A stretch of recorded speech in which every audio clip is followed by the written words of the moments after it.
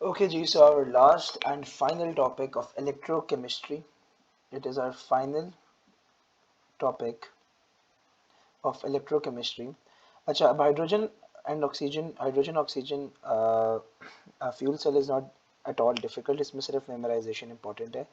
अच्छा, अब फ्यूल होता क्या है? Fuel is a substance which releases energy when burned. तो it is a combustion reaction होता है. कंबशन रिएक्शन होता है, एक्सोथर्मिक रिएक्शन होता है जब फ्यूल बर्न होता है, क्योंकि जब तक फ्यूल बर्न नहीं होगा तो एनर्जी रिलीज नहीं होगी. लेकिन हाइड्रोजन ऑक्सीजन फ्यूल सेल की जब हम बात करते हैं, वो एक नॉन पॉल्यूटेंट क्लीन फ्यूल होता है, क्योंकि सिर्फ जब कंबशन होती है तो द ओनली थिंग या the only product which is formed is water. तो उसमें कोई हार्मफुल पॉल्यूटेंट्स नहीं होते, जिस तरह हमारे बाकी पेट्रोल के अंदर carbon monoxide, nitrogen monoxide, nitrogen के ऑक्साइड्स होते हैं. तो मतलब वो काफ़ी कंट्रीब्यूट करता है इन आर पोल्यूशन. हमने एयर एंड एटमॉस्फेयर के अंदर काफ़ी चीज़ें डिस्कस की थी.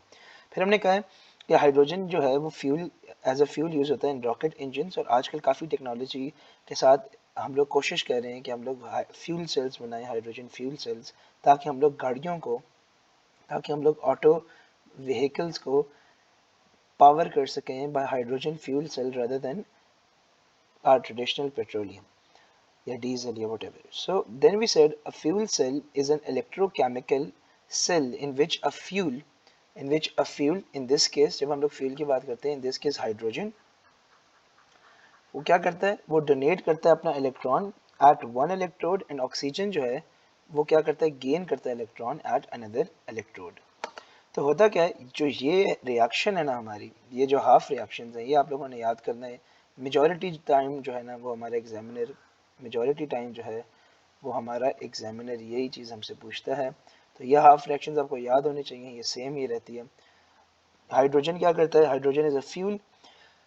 तो हाइड्रोजन क्या करेगा, हाइड्रोजन अपना इलेक्ट्रॉन डोनेट करेगा, और ऑक्सीजन क्या करेगा, वो अनदर एंड पे इलेक्ट्रॉन गेन करेगा. ठीक है, इलेक्ट्रॉन गेन करेगा तो क्या होगा, with the transfer of electrons होगा क्या, कि हमारा इलेक्ट्रिसिटी प्रोड्यूस होगी. तो हाइड्रोजन ऑक्सीजन फ्यूल सेल क्या करते हैं, it produces electricity by combining both elements releasing water. Overall क्या है, hydrogen plus oxygen will give us water. और इसका प्रोसेस क्या है कि जो एयर है वो एंटर करती है, जो air entering our cell, the air entering our cell जो है वो प्रोवाइड करती है ऑक्सीजन, क्योंकि एयर के अंदर हमारे पास पता है ऑक्सीजन होती है. और जो फ्यूल है, जो फ्यूल एंटर होता है उससे हम लोग को हाइड्रोजन का सोर्स मिलता है. So the only chemical product made is water. Electricity किस तरह प्रोड्यूस होती है, इलेक्ट्रिसिटी प्रोड्यूस होती है वाया ट्रांसफर ऑफ इलेक्ट्रॉन्स. ठीक है जी. ओके, नाउ प्रोसेस हमारा सिंपल होता है, इसके अंदर हम लोग ने कोई इतनी खास डिस्कशन नहीं करनी होती. अब सबसे इंपॉर्टेंट चीज़ जो है वो है हमारे advantages of using hydrogen fuel cell. Advantages सबसे पहले क्या है कि they do not produce pollutants and they are a clean source of energy. जैसा मैंने आप लोगों को बताया कि इसके अंदर नाइट्रोजन के ऑक्साइड्स, कार्बन मोनोऑक्साइड और ये सारी चीज़ें क्या कहते हैं, प्रोड्यूस नहीं होती. इट्स अ क्लीन सोर्स, क्योंकि इसका सिर्फ प्रोडक्ट मिलता है वाटर. फिर हमने कहा it is more efficient than petrol या डीजल. क्यों ज़्यादा एफिशिएंट होता है, वो इसलिए होता है कि उसके अंदर काफ़ी हमारे पास डिटेल होती है. बट आप लोगों को एट दिस पॉइंट सिर्फ इतना काफ़ी होता है कि just need to know the point that it is more efficient than petrol या डीजल. फिर एक ट्रेडिशनल कार इंजन से बेहतर होता है using hydrogen oxygen fuel cell. क्यों, क्योंकि एक ट्रेडिशनल कार इंजन के अंदर काफ़ी मूविंग पार्ट्स होते हैं, जिसकी वजह से एनर्जी लॉस्ट होती है बाय फ्रिक्शन. जब एनर्जी लॉस होती है बाय फ्रिक्शन तो it becomes automatically less efficient. तो हाइड्रोजन ऑक्सीजन फ्यूल सेल के अंदर कोई मूविंग पार्ट्स होते नहीं हम, इसलिए उनकी सारी एनर्जी जो है यूजफुल आउटपुट के अंदर, सारा total input is equal to useful output. तो बहुत माइन्यूट किस्म की लॉस हो तो हो. फिर इट इज़ क्वाइटर, क्योंकि लेस नॉइज पोल्यूशन होती है, क्योंकि जो इसकी, जिससे अगर कोई भी गाड़ी वगैरह हाइड्रोजन ऑक्सीजन फ्यूल सेल के साथ रन होगी तो इट विल बी क्वाइटर, क्योंकि उसके अंदर इंजन एक प्रॉपर रनिंग वगैरह वाला सिस्टम नहीं होता. देन वी से it is effectively a renewable source. ठीक है, एज कम्पेयर्ड.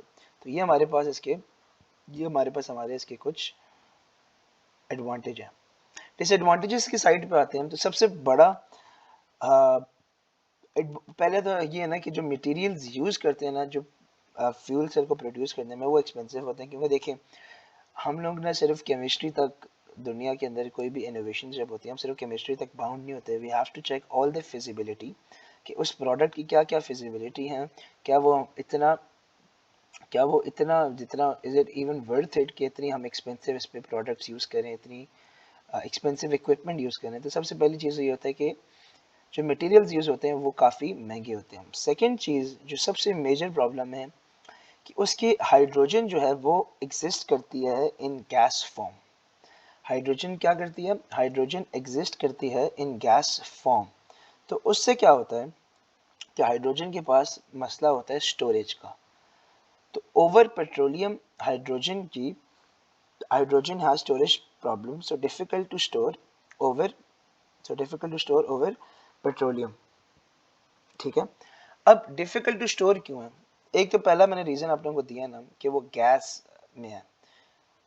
दूसरी जो मेन रीजन है ना, बहुत अभी ये जो है ना, ये बहुत काफी दफा एग्जामिनर पूछता है, एमसीक्यू में भी टेस्ट करता है। वो रीजन ये है कि हाइड्रोजन जो है वो हाईली फ्लेमेबल होता है और वो इजीली एक्सप्लोड्स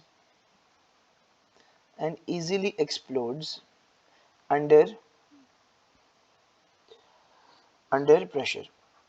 तो होता क्या है कि हमारे पास ना सबसे बड़ा जो एक बीच में ब्लॉकेज है ना, फॉर नॉट यूजिंग क्या कहते हैं, हाइड्रोजन एज आर फ्यूल। तो वो सबसे बड़ा मसला ये हमारे पास ये है कि हाइड्रोजन के पास क्या कहते हैं, जो स्टोरेज है ना, वो मसला है। क्योंकि वो बहुत हाईली फ्लेमेबल है तो उससे कैजुअलिटी रिस्क बहुत है।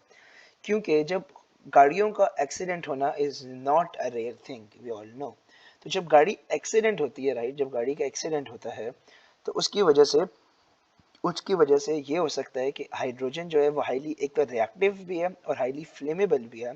तो उससे वो इजीली एक्सप्लोड होकर उस पर आग लग सकती है। तो उसमें कैजुअलिटी रिस्क ज़्यादा होता है। फिर हमने कहा कि जो फ्यूल सेल्स हैं, एज आई सेड, कि they are affected by low temperature as well. High temperature में भी मसला करते हैं, लो टेम्परेचर में भी। तो वो एफिशिएंसी उसकी थोड़ी सी इधर कॉम्प्रोमाइज़ होती है।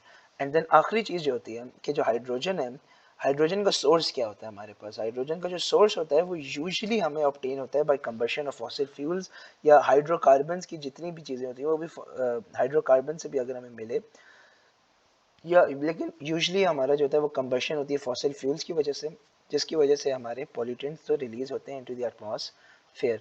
तो वही बात होती है, जिस तरह आजकल हम लोग कहते हैं जी इलेक्ट्रिक व्हीकल्स आ रहे हैं लिथियम बैटरी के साथ, लेकिन जितना जितनी पोल्यूशन और जितनी ग्लोबल वार्मिंग लिथियम की एक्सट्रैक्शन में हो रही है ना, सो इट ज़्यादा नहीं तो फिर भी it is contributing to it. तो वो ग्रीन एनर्जी वाला जितना है ना, तो वो मतलब वो इनवैलिड हो जाता है। खैर, इट्स अ लॉन्ग डिबेट। हमारे कोर्स तक जितनी बात है हम लोग ने कर ली। Advantages disadvantages we have discussed hydrogen oxygen fuel cell के। एडवांटेजेस एंड डिसएडवांटेजेस इंपॉर्टेंट है। ये वाला जो मैं पॉइंट आपको समझाया है, ये सबसे ज़्यादा पूछा जाता है, ये फ्रीक्वेंटली आस्क्ड होता है, फ्रीक्वेंटली आस्क्ड ये होता है, ठीक है।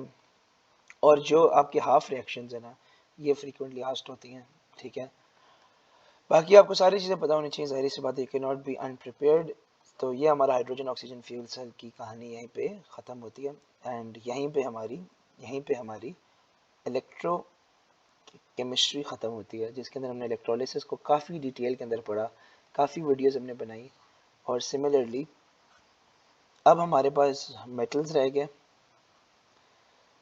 हमारे पास रह गए, एक्सपेरिमेंटल केमिस्ट्री रह गई है और ऑर्गेनिक केमिस्ट्री रह गई, and then our course will be finish. तो मिलते हैं इंशाल्लाह ताला in the next video with metals.